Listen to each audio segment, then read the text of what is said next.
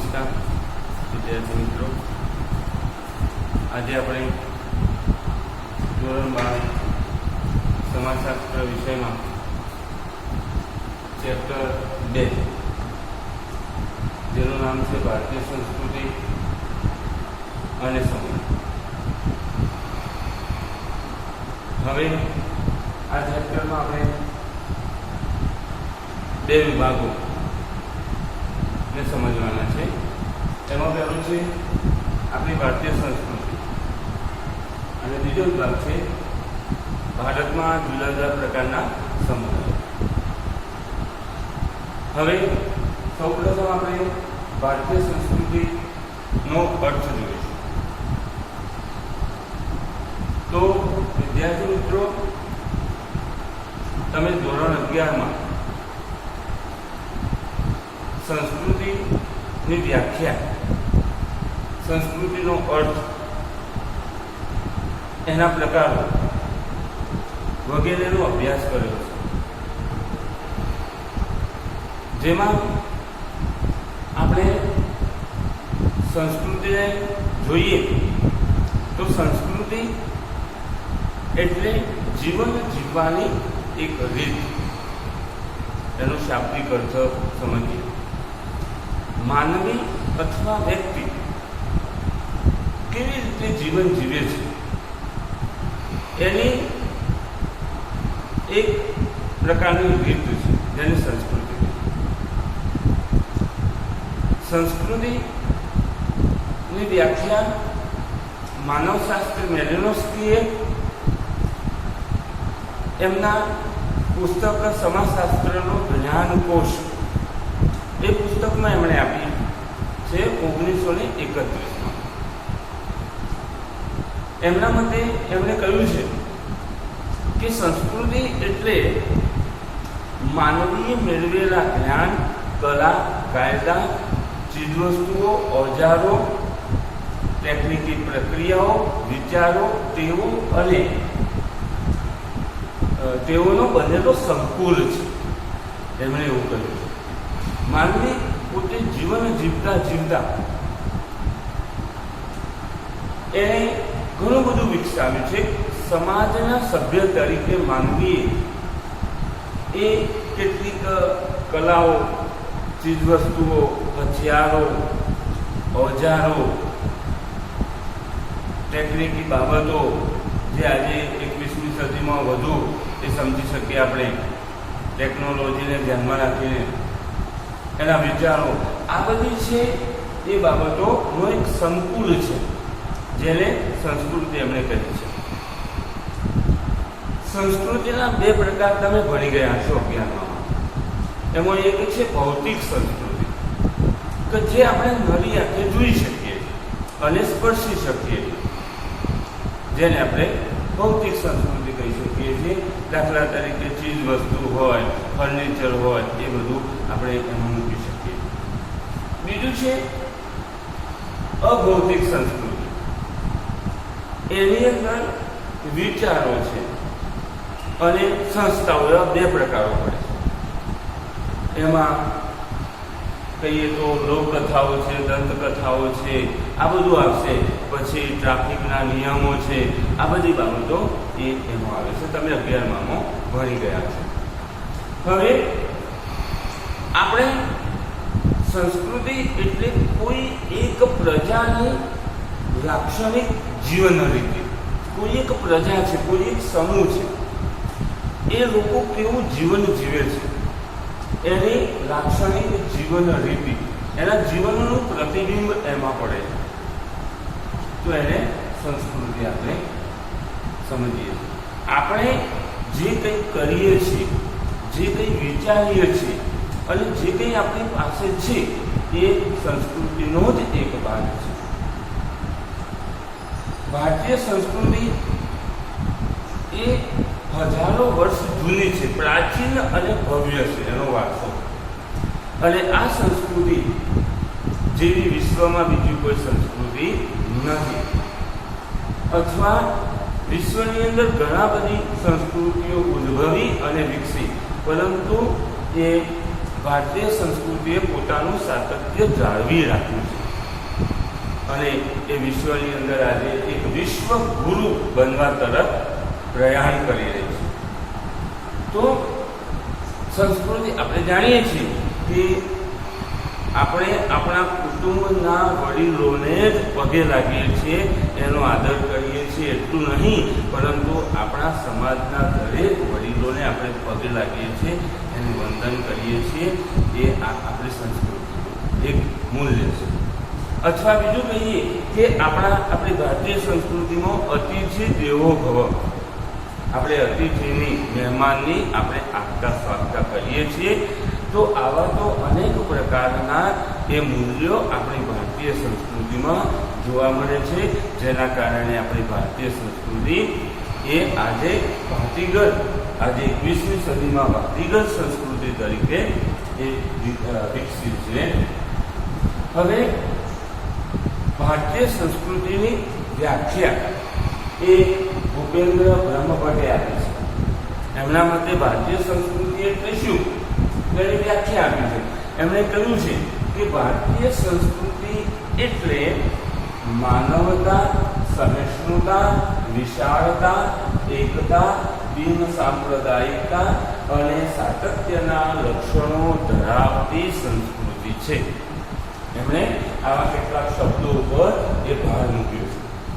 એમણે કહ્યું છે કે ભારતીય સંસ્કૃતિ એટલે માનવતા.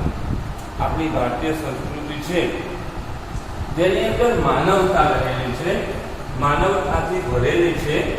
એટલે આપણે કહી શકીએ કે ભારતીય સંસ્કૃતિમાં જે માનવતા છે એટલી માનવતા બીજી કોઈ સંસ્કૃતિમાં જોવા મળતી નથી. માનવતાથી ભરેલી છે. તો આ શબ્દ આપણે ભારતીય સંસ્કૃતિને ગૌરવ માટે એ મહત્વનું છે. બીજું છે સહિષ્ણુતા, એટલે કે ભારતીય સંસ્કૃતિમાં ઉદારતા છે. આપણી સંસ્કૃતિમાં ઉદારતા, જુદા જુદા ધર્મના લોકોને આપણી ભારતીય સંસ્કૃતિએ એના લક્ષણોને સ્વીકાર્યા છે, સમાર્યા છે. ઉદારતાની બાબતો છે. પછી વિશાળતા, આપણી ભારતીય સંસ્કૃતિ એ વિશાળ છે, વિશાળ અને ભવ્ય છે. આપણે એમ કહીએ, દાખલા તરીકે આપણે ભારતીય સંસ્કૃતિમાં કેવળ ભારતીયો જ નહીં, પરંતુ બીજા ધર્મના, હિન્દુ ધર્મ ઉપરાંત બીજા કેટલાક ધર્મને સમાવી અને એનું સ્વરૂપ એ એનું સ્વરૂપ વિકસિત બનાવ્યું છે અથવા વિશાળ બનાવ્યું છે. પછી એકતા, આપણી સંસ્કૃતિમાં એકતાનો એ સુભગ સમન્વય પણ જોવા મળે છે. જુદા જુદા ધર્મના લોકો એકબીજા સાથે હળીમળીને ભાઈચારાથી, બંધુત્વની ભાવનાથી એ આપણે રહે છે, એ પણ સમજી શકીએ છીએ.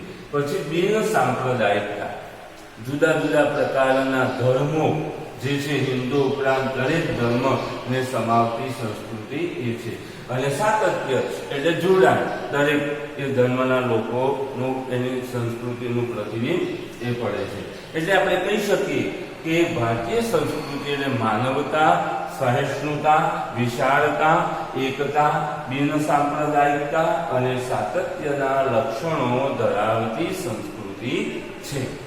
એક ગુણના પ્રશ્નમાં પૂછાય કે ભૂપેન્દ્ર બ્રહ્મભટ્ટના મતે સંસ્કૃતિની વ્યાખ્યા આપો, ત્યારે તમારે આ મહત્વનો થઈ પડશે. તો એમણે એવું કર્યું છે. બરાબર. હવે સંસ્કૃતિના 6 પ્રકારના લક્ષણો છે, એને આપણે સમજવાના છે. 6 લક્ષણો છે સંસ્કૃતિના.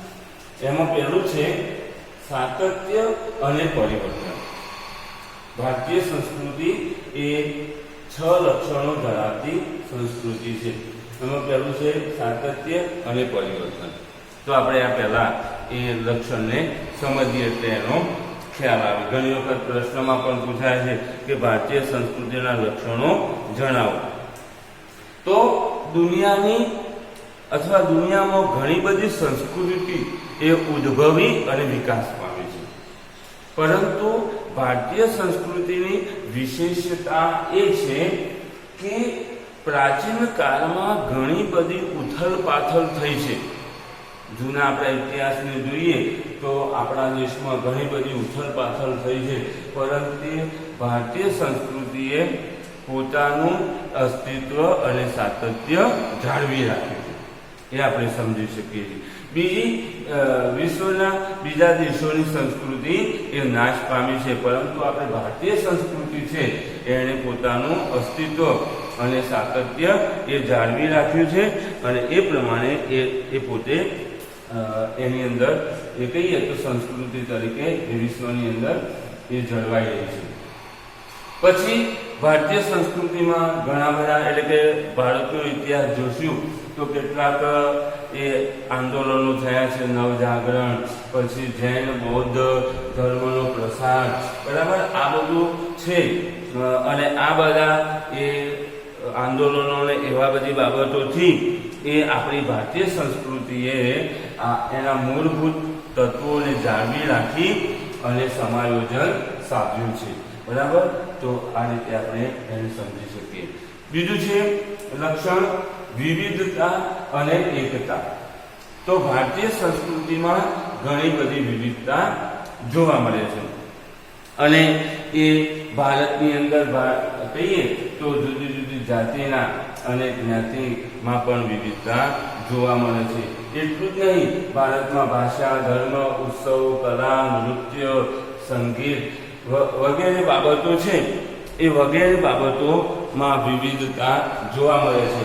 આ બધી વિવિધતા એ ભારતના પ્રાદેશિકતા, ભૌગોલિકતા અને આબોહવા એના માટે જવાબદાર છે. જુદા જુદા પ્રદેશો છે તો જુદા જુદા પ્રદેશો અને જુદા જુદા પ્રકારની ભૌગોલિકતા એની અંદર આ વિવિધતા માટે એ મહત્વનું કામ કરે છે. બીજું છે બિન સાંપ્રદાયિક દ્રષ્ટિકોણ. હવે ભારતની અંદર ભારત છે એમાં ભારત એ ધર્મનિરપેક્ષતા અને વૈજ્ઞાનિક દ્રષ્ટિબિંદુ એમાં રહેલું છે. આ બંનેનું મિશ્રણ છે ભારતીય સંસ્કૃતિમાં. ધર્મનિરપેક્ષતા અને વૈજ્ઞાનિક દ્રષ્ટિકોણ એ બંનેનું મિશ્રણ એ આ સંસ્કૃતિમાં એ રહેલું છે અને ભારતમાં વિવિધ સંસ્કૃતિના લોકો હળીમળીને સાથે, સમૂહો હળીમળીને સાથે રહે છે અને એટલા માટે ભારતીય સંસ્કૃતિ એ વિવિધતા અને એકતાના દર્શન એમાં થાય છે. બીજું છે ચોથો મુદ્દો વૈશ્વિક દ્રષ્ટિકોણ. ભારતની અંદર ભારતીય સંસ્કૃતિમાં વૈશ્વિક દ્રષ્ટિકોણ રહેલો છે. ભારતીય સંસ્કૃતિ એ સમગ્ર વિશ્વની અંદર શાંતિ અને સદભાવનાનો સંદેશો એ ફેલાવે છે. આપણી ભારતીય સંસ્કૃતિ છે એવી કોઈ વિશ્વની અંદર સંસ્કૃતિ છે નહીં. આખા વિશ્વની અંદર ભારતીય સંસ્કૃતિ એ દરેકને શાંતિ અને સદભાવનાથી રહેવાનો સંદેશો પૂરો પાડે છે. એટલું જ નહીં, વસુધૈવ કુટુંબકમ નો ભાવ પણ આપણી સંસ્કૃતિમાં એ રહેલો છે અને એટલા માટે ભારતીય સંસ્કૃતિ છે એ ભારતીય સંસ્કૃતિ એ વિકસિત અને વિકાસશીલ દેશોના વિકાસ માટે સતત પ્રયત્ન કરે છે અને એટલા માટે આપણે કહીએ તો ભારતીય સંસ્કૃતિ એ વિશ્વબંધુની જવાબદારી નિભાવે છે. પોતાના એ કહીએ તો જવાબદારી આવી હોય કે વિશ્વબંધુ તરીકેની જવાબદારી એ નિભાવતી સંસ્કૃતિ એ આપણી ભારતીય સંસ્કૃતિ એ છે. હવે એના પછી ભૌતિકવાદી અને આધ્યાત્મિકવાદી એ બાબતો પણ રહેલી છે.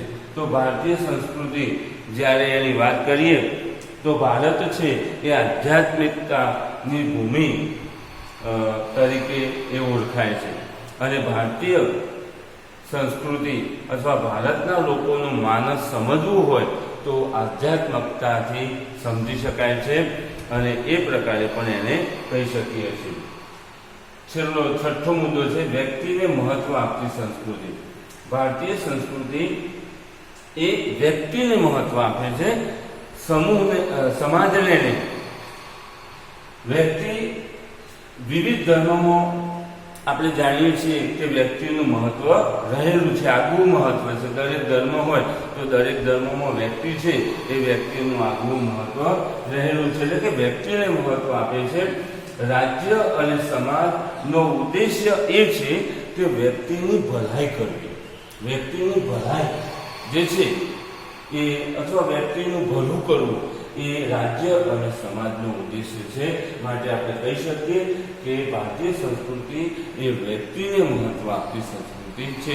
એટલે એમ ન કહી શકાય કે એ સમાજને મહત્વ નથી આપતી, પરંતુ એનું મુખ્ય કાર્ય છે વ્યક્તિને મહત્વ આપતી એ સંસ્કૃતિ છે. તો આ રીતે આપણે પ્રશ્નની અંદર ભારતીય સંસ્કૃતિના લક્ષણો પૂછાય તો તમારે એ આ 6 લક્ષણોને એના મુદ્દા પાડી અને 2, 3, 4 વાક્યોમાં તમને એ તૈયારી કરી અને એમાં લખવાના રહેશે. બીજો મુદ્દો છે આપણો ભારતીય સંસ્કૃતિના સ્વરૂપો. હવે આપણી ભારતીય સંસ્કૃતિ છે એના સ્વરૂપોને 3 વિભાગોમાં વહેંચવામાં આવ્યા છે. એમાં પહેલો વિભાગ છે પ્રશિષ્ટ, ભદ્રવર્ગીય કે માર્ગીય પરંપરા. આ પહેલો જે વર્ગ છે, જેને આપણે ઇંગ્લિશમાં કહીશું ક્લાસિકલ કલ્ચર. ક્લાસિકલ કલ્ચર એ આપણે કહી શકીએ. બીજો મુદ્દો છે, બીજો વિભાગ લોક સંસ્કૃતિ અથવા દેશી પરંપરા, જેને અંગ્રેજીમાં કહીશું ફ્લોક કલ્ચર. અને પ્રશ્નમાં એ ખૂબ જ મહત્વનું થઈ પડે છે. ઘણી વખત ટૂંક નોંધમાં પૂછાય છે કે લોક સંસ્કૃતિ અથવા દેશી પરંપરા વિશે નોંધ લખો, તો એને તમારે સમજવું પડે. ત્રીજો વિભાગ છે આદિવાસી સંસ્કૃતિ, જેને અંગ્રેજીમાં કહી શકીએ ટ્રાઇબલ કલ્ચર. પ્રાથમિક લેવલનું જે અથવા પ્રાથમિક કક્ષાએ જે જીવન જીવે છે એવા લોકોની સંસ્કૃતિ એ આપણે કહી શકીએ છીએ. હવે આ 3 એ વિભાગોને આપણે સમજવાના છે સંસ્કૃતિના મુદ્દામાં. તો એમાં પહેલો એ વિભાગ છે પ્રશિષ્ટ પરંપરા, અથવા એને બીજી રીતે કહીએ તો ભદ્રવર્ગીય પરંપરા, માર્ગીય પરંપરા તરીકે ઓળખવામાં આવે છે. હવે પ્રશિષ્ટ પરંપરા છે એમાં 3 પ્રકારની બાબતો જોવા મળે છે. એમાં આ સમાયેલી છે વિવિધ વિદ્યા શાખાઓ, પછી ભાષાઓ અને કલાઓ. આ 3 બાબતોનો સમાવેશ થાય છે. ઘણી વખત પ્રશ્નમાં, ટૂંકા પ્રશ્નમાં પૂછાય કે પ્રશિષ્ટ પરંપરામાં કઈ કઈ બાબતોનો સમાવેશ થાય છે. તો એમાં પ્રશિષ્ટ પરંપરામાં જુદા જુદા પ્રકારની વિદ્યા શાખાઓ છે, એનો પછી જુદા જુદા પ્રકારની ભાષાઓ અને જુદા જુદા પ્રકારની કલાઓ. આ 3 બાબતોનો સમાવેશ થાય છે. આ 3 મુદ્દા અથવા 3 શબ્દોને તમારે ધ્યાનમાં રાખવા પડે. હવે ભારતની અંદર, ભારતમાં પ્રાચીન સમયગાળામાં જોઈએ તો વિવિધ પ્રકારની વિદ્યા શાખાઓ હતી, જેમાં આપણે ઘણી બધી વિદ્યા શાખાઓ હતી. ધર્મશાસ્ત્ર, નીતિશાસ્ત્ર, વ્યાકરણશાસ્ત્ર, સંગીતશાસ્ત્ર, નાટ્યશાસ્ત્ર, દર્શનશાસ્ત્ર, જ્યોતિષશાસ્ત્ર, વ્યાકરણશાસ્ત્ર, આવા પ્રકારના એ જુદા જુદા પ્રકારના શાસ્ત્રો એ પ્રાચીન કાળમાં એ જોવા મળતા હતા. હવે આ બધા શાસ્ત્રો છે એ મૂળ સંસ્કૃત ભાષામાં લખાયેલા, મૂળ સંસ્કૃત ભાષામાં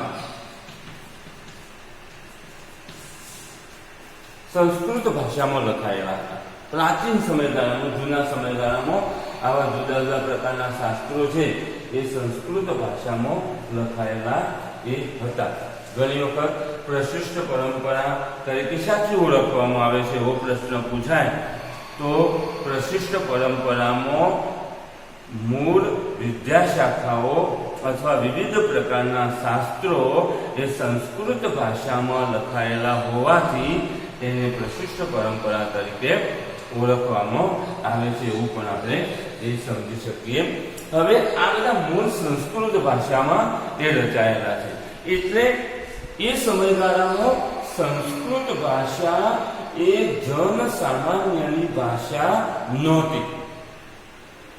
અને મહિલાઓ પણ એ સંસ્કૃત એ વખતે મહિલાઓને પણ શિક્ષણ આપવામાં આવતું નહોતું. એટલે ઘણી વખત પ્રશ્નમાં એવું પૂછાય કે પ્રશિષ્ટ પરંપરાનો લાભ એ બહુજન સમાજ કે મહિલાઓ શાથી લઈ શકી નથી. પ્રશિષ્ટ પરંપરાનો જે લાભ છે ને એ બહુજન સમાજ, મોટા ભાગનો આપણો સમાજના મોટા ભાગના લોકો અને મહિલાઓ, સ્ત્રીઓ એ કેમ લઈ શકી નથી? તો એના માટે તમારે સમજવું પડે કે પ્રશિષ્ટ પરંપરામાં વિવિધ પ્રકારના શાસ્ત્રો મૂળ સંસ્કૃત ભાષામાં રચાયેલા હતા અથવા લખાયેલા હતા, અને સંસ્કૃત ભાષા એ જન સામાન્યની ભાષા ન હોવાના કારણે તેનો લાભ બહુજન સમાજ કે મહિલાઓ લઈ શકી નહોતી. બરાબર? કારણ કે સંસ્કૃત ભાષા એ વખતે જન સામાન્યની ભાષા નહોતી. બધા લોકો એ સમજી શકે એવી ભાષા નહોતી. એટલે એ ભાષા માત્ર ભદ્ર વર્ગ પૂરતી સીમિત હતી. ભદ્ર વર્ગ એટલે સવર્ણ લોકો અથવા બ્રાહ્મણો જેને આપણે કહીએ એ લોકો જ એની અંદર લઈ શકતા હતા એનો લાભ. માટે બહુજન સમાજ કે એ પ્રકારે લઈ શક્યા નથી. હવે આ શાસ્ત્રો છે એ શાસ્ત્રોની કુશળતા, એની કુશળતા માટે એની તાલીમ અને સાધનોનો ઉપયોગ કરવામાં આવે છે. એની કુશળતા મેળવવી હોય, મતલબ કે એ આવા શાસ્ત્રોને શીખવા હોય તો એના માટે એની યોગ્ય તાલીમ લેવી પડે અને જુદા જુદા પ્રકારના સાધનો દ્વારા એ શીખી શકાય છે. દાખલા તરીકે આપણે સંગીત શાસ્ત્રની તાલીમ લેવી હોય અથવા એની કુશળતા મેળવવી હોય, શીખવું હોય સાદી રીતે કહીએ સંગીત, તો આપણે એના માટે સાધનો દ્વારા અને એના યોગ્ય નિષ્ણાત પાસે જઈ અને એની તાલીમ લઈ અને આપણે સંગીત શીખી શકીએ છીએ. એ રીતે નાટ્યશાસ્ત્ર હોય, નૃત્ય હોય, દર્શનશાસ્ત્ર હોય, બરાબર? તો આવા પ્રકારના શાસ્ત્રો એ જો એની કુશળતા મેળવવી હોય તો સાધનોનો ઉપયોગ કરી અને તાલીમો દ્વારા એ આપણે મેળવી શકીએ છીએ. તો આવા પ્રકાર જે છે એટલે કે ભદ્રવર્ગીય અથવા ક્લાસિકલ કલ્ચર એને આપણે સમજી શકીએ છીએ.